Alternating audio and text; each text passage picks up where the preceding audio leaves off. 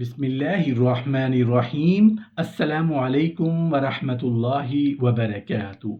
तीन मौक़ों पर अल्लाह पाक को बड़ी हंसी आती है। अल्लाह पाक को हंसा देने वाले तीन काम। मोहतरम नाजरीन, इस दुनिया में जीते जी मरने से पहले पहले हर इंसान रहमत इलाही से जी भी रहा है और खा भी रहा है। इस दुनिया में अल्लाह पाक मुसलमानों को भी और काफिरों को भी अपनी रहमत से नवाज रहे हैं। हर खास व आम, नेक व बद, सच्चा झूठा, नमाजी बेनमाजी, आलिम व जाहिल, अल्लाह को मानने वाला और अल्लाह का इनकार करने वाला, सब रहमत इलाही से, अल्लाह की मंशा से मुस्तफ़ीद हो रहे हैं। ये रहमत इलाही ही तो है कि हम इतने बड़े बड़े गुनाह का इर्तकाब कर लेते हैं और अल्लाह पाक उन पर पर्दा डाल देता है।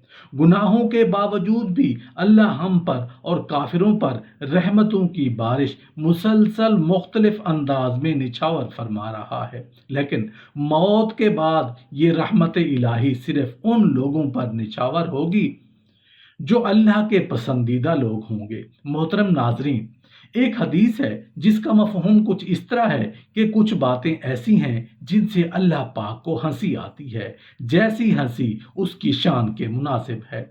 हदीस में है कि तीन मौक़ों पर अल्लाह ताला को हंसी आती है। उनमें से पहला मौका जब अल्लाह पाक को हंसी आती है, जब मुकब्बिर तकबीर कहे और लोग दौड़ दौड़ कर आ रहे हों कि नमाज के लिए सफ़े अव्वल में जगह मिले। हर एक कहता है मुझे मिले, गोया एक किस्म का झगड़ा है और आगे पीछे की दौड़ है। हक ताला को हंसी आती है कि ये जो अपना घर छोड़कर मेरे घर आए हैं, उनमें से हर एक आगे बढ़ने की कोशिश कर रहा है। यहाँ कोई मिठाई, कोई रोटी नहीं मिल रही, ये आखिर क्यों दौड़ रहे हैं? ये मेरी मोहब्बत में दौड़ रहे हैं। ये हमारे दरबार और हमारे घर और नमाज की अहमियत को जानकर आए हैं। ये चाहते हैं कि अपने परवरदिगार के जितना भी करीब हो जाएंगे, उतने ही हमारे दर्जात बुलंद होंगे। अल्लाह पाक अपने ऐसे प्यारे बंदों से, अपनी नेक मखलूक से खुश हो जाते हैं और उस मौका पर अल्लाह ताला को हंसी आती है। दूसरा मौका जब अल्लाह पाक को हंसी आती है, फरमाया कि खामंद और बीवी पड़े सो रहे हैं। अचानक खामंद की आंख खुली और जी चाह के तहज्जुद पढ़ूं। उसने बीवी के मुंह के ऊपर छींटा मारा और वो हड़बड़ाकर उठी। उसने कहा, क्या मुसीबत आई है? खामंद ने कहा, 2 रकात नफिल पढ़ लो, तहज्जुद का वक्त है।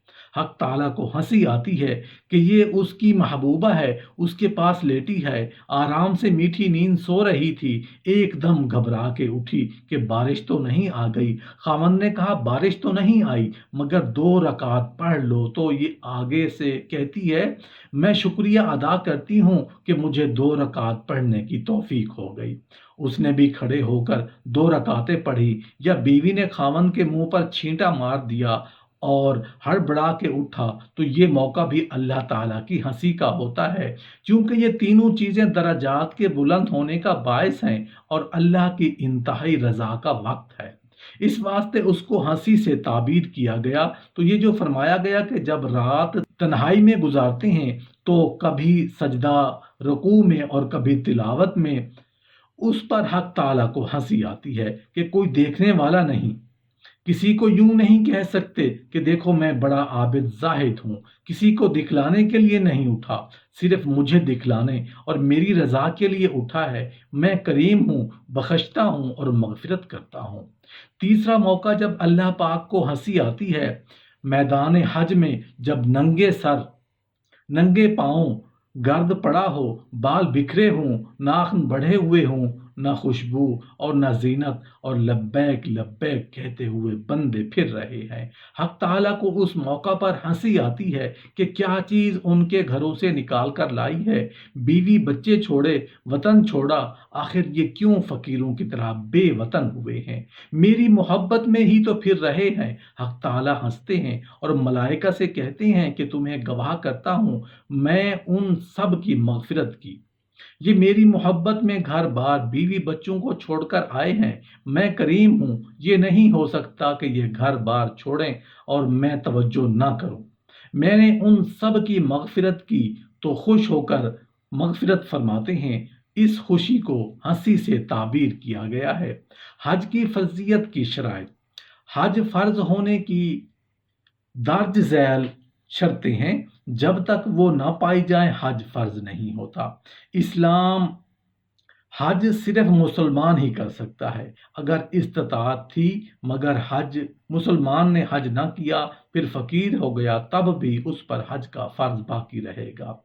دار الحرب: اگر دار الحرب میں ہو اور باقی شرائط پوری ہوں تو اسے اس بات کا علم ہو کہ حج اسلام میں ایک فرض ہے، تو اس پر تب ہی حج فرض ہوگا۔ اگر اس تک اسلام کی یہ تعلیم نہ پہنچ سکی تھی تو حج فرض نہیں ہوگا۔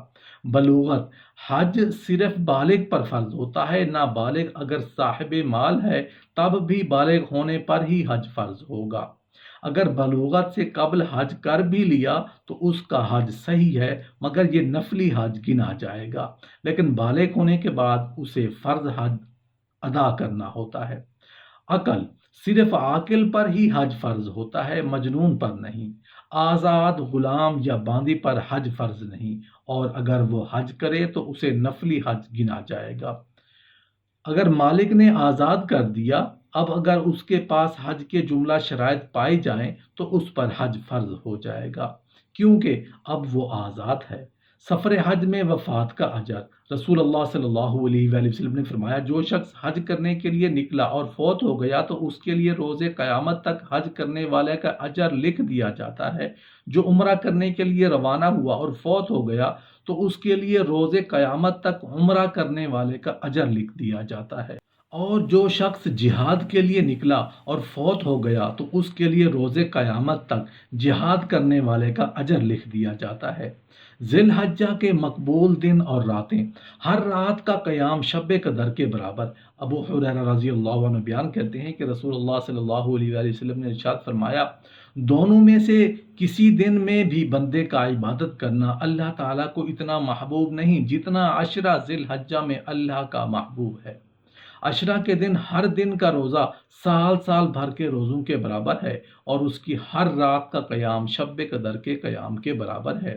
ذو الحجہ کا عمل: ہر حاجت پوری جو کوئی ذو الحجہ کی 9 تاریخ کو 4 رکعت نفل نماز اس طرح سے پڑھے کہ ہر رکعت میں سورہ فاتحہ کے بعد 3 مرتبہ سورہ کافرون اور 21 مرتبہ سورہ اخلاص پڑھے تو انشاءاللہ تعالی اس کی جو بھی جائز حاجت ہوگی وہ ضرور پوری ہوگی۔ اب گویا 3 باتیں ہوئی: گھر سے نکلو تو تواضع کی چال چلو، برے کلمات نہ ہوں، جاہلانہ باتیں نہ ہوں، اور رات گزارو تنہائی میں جبکہ کسی انسان سے سب کا نہیں تو سجود و قیام اور اللہ کے ذکر و اطاعت میں گزارو۔ محترم ناظرین، اب آپ کو بتائیں گے کہ اللہ کن لوگوں کو ناپسند کرتا ہے۔ اللہ تعالیٰ زیادتی کرنے والے کو پسند نہیں فرماتا۔ روز قیامت جب لوگوں کو حساب و میزان کے بعد پل صراط سے گزارا جائے گا تو ظالم لوگوں کے لیے وہاں اندھیرا ہی اندھیرا ہوگا۔